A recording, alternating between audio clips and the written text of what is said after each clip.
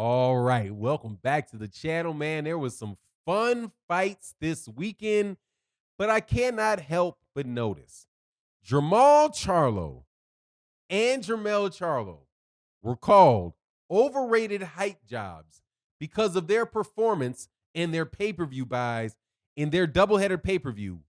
But Baranchyk and Zapata are up for an award for what might be lovingly referred to as rock'em sock'em robots, borderline bums bashing each other. But in the world of boxing, what you get with the PBC and a doubleheader pay-per-view is to be criticized because it costs too much. But a free fight against two guys that are getting hit with punches that they should not get hit with, right? Getting knocked down on a regular basis, which would make you suspect that they don't have very good chins, they're what you celebrate. Sometimes boxing just makes you go, what? Anyway, let's talk about Jermall and Jermall, the treatment that they received, and then compare that to the celebration that is Ivan Baranchyk and Zapata. Let's talk about that in this video.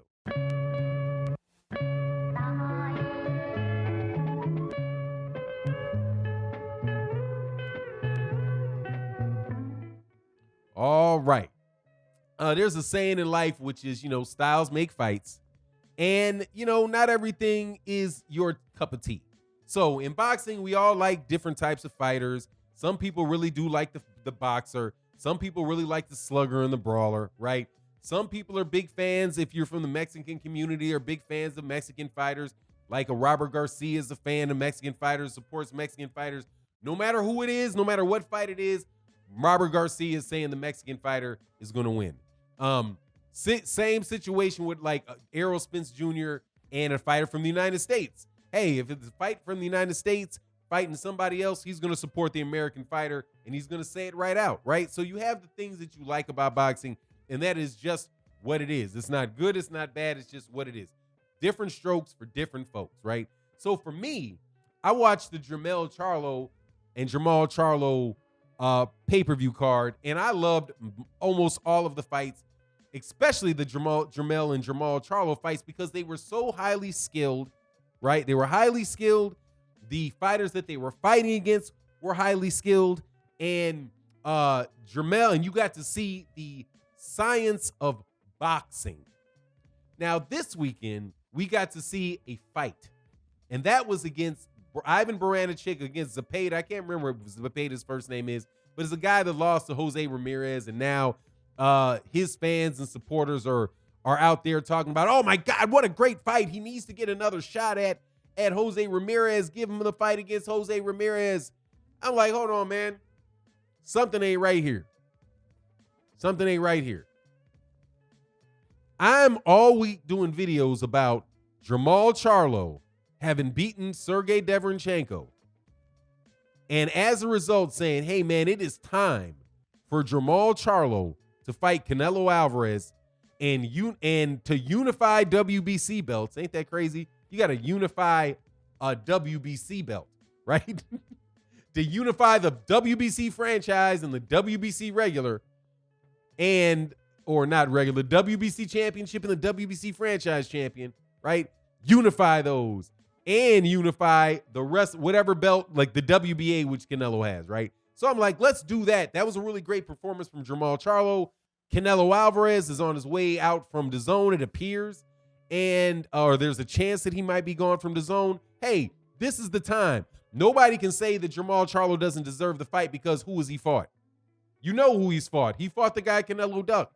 You can't say, nobody knows who he is. He just did a pay-per-view on Showtime. It was successful.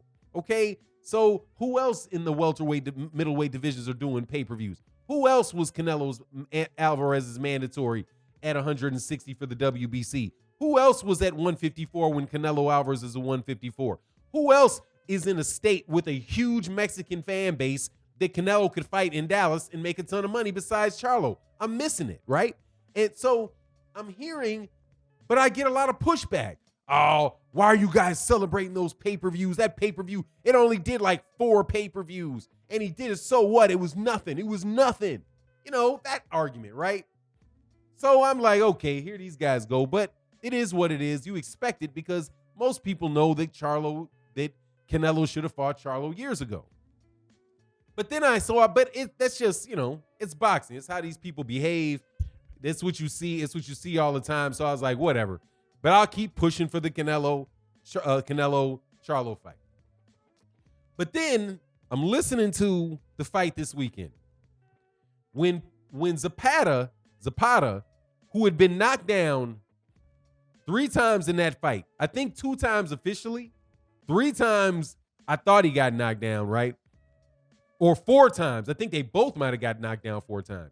But in the 5th round, and this was like the fight ended like in the 7th round. Zapata knocks out Baranchyk, and then people are now talking about how Zapata should be next in line for a fight with Jose Ramirez. I'm like, hold on. This was a non-title fight. First of all, this is a non-title fight against Baranchyk, and Baranchyk lost to Josh Taylor. Lost to Josh Taylor easy, too. I mean, real easy. Josh Taylor didn't get knocked down 4 times by Ivan Baranchyk. Who the hell gets knocked down 4 times by Ivan Baranchyk? Come on, man. You forgetting, like, even though it was exciting for us, and this is why I'm saying, like, you get my point at this point. Why would a fight, a rock'em socket robot fight in which you get knocked down 4 times and are fortunate enough to want to be the one that lands the last knockdown of the fight. But other than that, both of these dudes are getting knocked down all over the place. Why does that performance put you in line for a rematch with Jose Ramirez, for 2 belts? But yet Jermall Charlo still hasn't done enough to get a fight with Canelo Alvarez. Zapata, by getting beat up by Baranchyk and being lucky enough to get the last punch off, did enough to get a shot at 2 belts. But Charlo, who is undefeated, been chasing this dude around all over the place, beats literally one of the best guys in the division on pay-per-view, and he's still not ready for the fight. How does that work? You know what I'm saying? How does that work? Well, it works like this. There's this saying that, first of all, I do believe a lot of it is related to the network.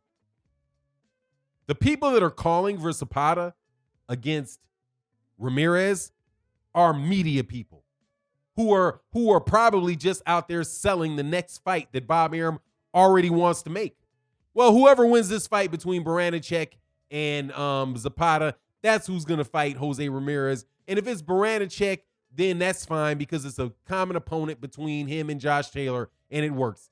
That's the kind of garbage that they're trying to do right there, right? So that's most of the people that are calling for it. The media that are calling for it. Get up out of here, man. I don't nobody care about that fight. People want to see Jose Ramirez fight Josh Taylor, right? However, there is another side to it, which is that, like people say, boxing is like jazz. I don't like jazz at all. As much as I've listened to jazz, I listen to it, I'm like, this is supposed to be great music. I do not enjoy jazz at all, right? Highly skilled, no doubt about it, right? Highly skilled genre. The musicians are highly skilled, but it is just something I can't appreciate. And that's where the saying comes in that boxing is like jazz. The better it is, the less people appreciate it. So the more you see a fighter like Rigondeaux, it's hard for these guys that don't really know anything about boxing or really focus on boxing or even enjoy boxing really to appreciate Guillermo Rigondeaux because they just want the basic form of it, which is fighting. Boxing is not the same thing as fighting. Boxing, or let me put it this way. All boxing is fighting, but not all fighting is boxing. Okay? So you can draw a circle, and the circle, inside the big circle, then you write fighting. Everything inside the circle is a fight. So you can put boxing here, you can put street fight here. Both the street fight and the boxing match are both fights because it's bodily contact they're fighting. But the street fight is not boxing. I think a lot of fans have never really evolved into truly appreciating the sport of boxing, and they are very much primarily enamored with the fighting aspect of it. So they would give like fighter of the year, fight of the year. Oftentimes, fights of the years are awarded to guys that both have glaring defensive problems, right? Because they keep getting hit. That's why it's such a good fight, because you keep seeing guys get knocked down and keep getting hit. But if they're keep getting knocked down and they keep getting hit, chances are they're really not that good. You know what I mean? You're really not that good because you keep getting hit with the same punch over and over again. How good can you be, right? And that's the case with Zapata. That's the case with Baranchyk. They're high-level fighters, but they're just not the highest level of fighter, higher level of fighter. But there's a lot of boxing fans that have not really developed to the point of appreciating the sweet science. They want to see the bloody brawl, and we definitely got that.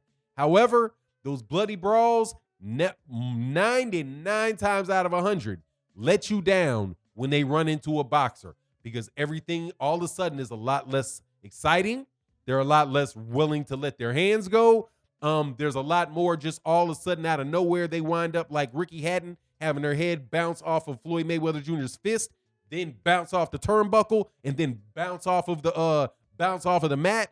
That's what tends to happen with these guys that win fight of the year. Man, make the Charlo Canelo fight where it can be at the highest level of the sport of boxing. But anyway, that's my take on the matter. You let me know what you think. And with that, I'm out. Peace.